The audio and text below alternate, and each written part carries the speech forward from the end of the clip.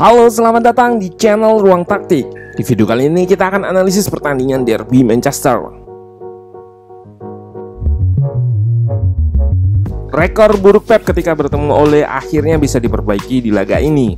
Melawan MU yang start dengan formasi 3 back atau 5 back, Pep malah bisa mencetak 2 gol di babak pertama. Menumpuk 5 pemain di belakang nyatanya nggak menutup outlet serangan City yang justru muncul dari tengah atau di depan 5 back. Sebelum kita bahas lebih lanjut, simak ulasan channel kolaborasi kita. Dari Premier League, laga seru Derby of Manchester pada hari Sabtu 6 November 2021 berakhir dengan kemenangan Manchester City dengan 2 gol tanpa balas. City yang tampil dominan dengan high pressingnya sejak menit awal benar-benar menguasai jalannya laga. United yang awalnya turun dengan formasi 3 center back-nya, Harry Maguire, Victor Lindelof, dan Eric Bailly tetap tidak mampu menahan gempuran Man Biru. Sepanjang laga United hanya mampu melakukan 1 tendangan shot on target berbanding 5 shot on target Manchester City yang juga menguasai 68% ball position berbanding 32% Manchester United. Taktik City juga bukan tanpa celah. Gak adanya nomor 9 murni membuat banyak orang mengkritik hal tersebut. Apalagi ketika mereka gagal cetak gol dan kalah seperti di laga sebelumnya lawan Crystal Palace. Nah, penasaran dengan detail jalannya pertandingan dari sisi taktikal? Let's go, kita bahas sama-sama.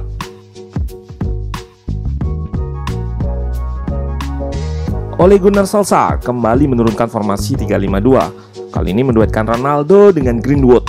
3 back diisi oleh Bailly, Lindelof, dan Maguire. Sementara City tetap dengan pakem 4-3-3 dan bermain dengan false 9. Gabriel Jesus tetap berada di pos sayap kanan. Dengan formasi ini, MU bermain reaktif, menerapkan sistem pertahanan low block dan medium block, memanfaatkan transisi menyerang. MU bertahan dengan shape 5-3-2. Ole tampak ingin mengantisipasi permainan City yang kerap mengandalkan half space.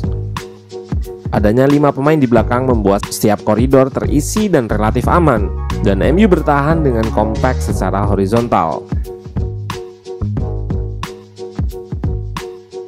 Tapi terdapat beberapa kelemahan yang mampu dimaksimalkan oleh City.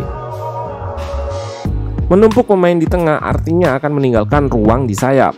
Ruang tersebutlah yang dimanfaatkan oleh City dengan double stretch di awal fase serangan, terutama di sisi kiri.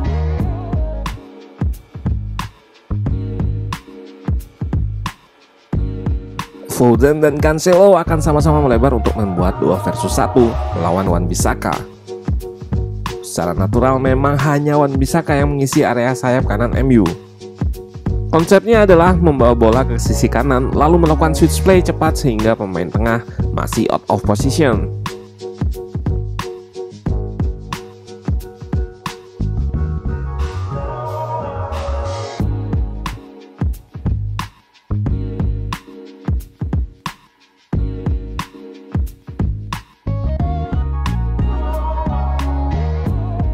Taktik ini berulang kali merepotkan pertahanan MU. Setan merah bisa saja kalah lebih besar jika De Gea nggak tampil impresif. City mencatatkan 34 switch play pada laga ini, jauh jika dibandingkan dengan MU yang hanya membuat 11 switch play. Dari attack sides ini juga City terlihat memanfaatkan sisi sayap sebagai outlet utama serangan. Jika dibedah lagi, maka half space jadi tempat paling sering mengirim umpan berbahaya, tempat di mana De Bruyne dan Cancelo beroperasi.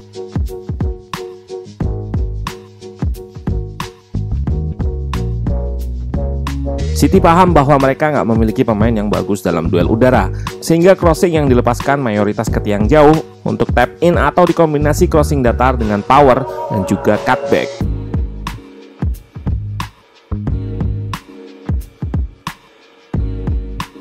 City total melepaskan 19 crossing dengan sisi kiri menjadi andalan.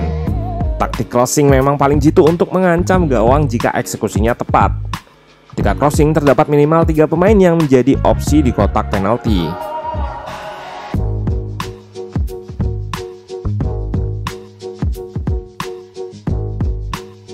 Gol pertama tercipta melalui situasi ini. Terlihat ada 4 pemain City versus 4 pemain MU. Crossing pertama dari Walker berhasil disambut Gundogan tapi belum menjadi gol. City kembali melakukan crossing, kali ini lewat Cancelo di sisi kiri yang salah diantisipasi oleh Bailly. Tapi jika melihat prosesnya, MU seharusnya bisa memotong ancaman ini dari sumbernya jika Bruno menutup ruang crossing Cancelo. Sekali lagi, switch play atau pemindahan serangan dengan cepat membuat midfielder MU kesulitan dalam menutup area ini.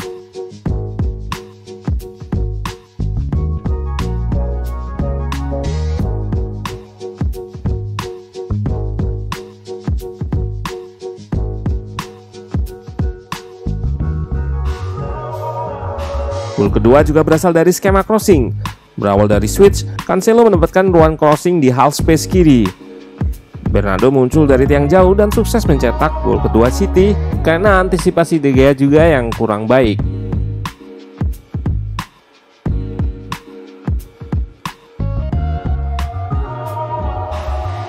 Gak hanya unggul dalam taktik menyerang, City juga mampu meredam serangan balik MU dengan counter press yang sangat intens. Setelah kehilangan bola, pemain City akan langsung merebut bola kembali. Determinasi tinggi dan agresivitas yang baik membuat MU sangat kesulitan dalam melancarkan game plan-nya, yaitu bermain reaktif dan menyerang melalui serangan balik. Buktinya nggak ada shot MU yang berasal dari fast break atau serangan balik cepat. Ole memberi respon cepat. Di jeda babak, Sancho masuk menggantikan Bailly. MU kembali bermain dengan pakem mereka, yaitu 4-2-3-1. Hal ini dilakukan untuk mengurangi pemain di belakang namun menambah pemain di depan, terutama untuk kebutuhan high pressing.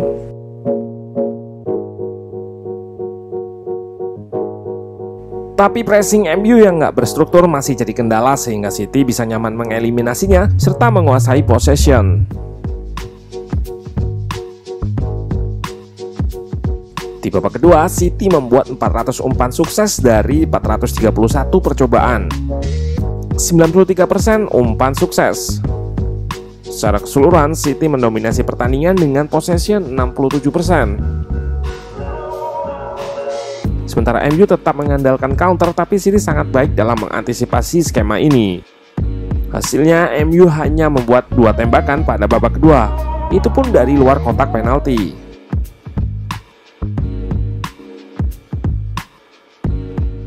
Pep patut diacungi jempol karena sukses mengekspos shape bertahan 5-3-2 MU. Performa pemain City baik ketika menyerang maupun bertahan juga sangat baik. Sementara Ole harus kembali berpikir karena formasi 3-5-2 yang seharusnya bisa kuat dalam bertahan ternyata memiliki kelemahan besar juga. Apakah Ole berani melakukan pergantian revolusioner? Well, dengan skuad yang ada mestinya memang bisa bangkit. Terlebih lawan berat beberapa sudah dilewati.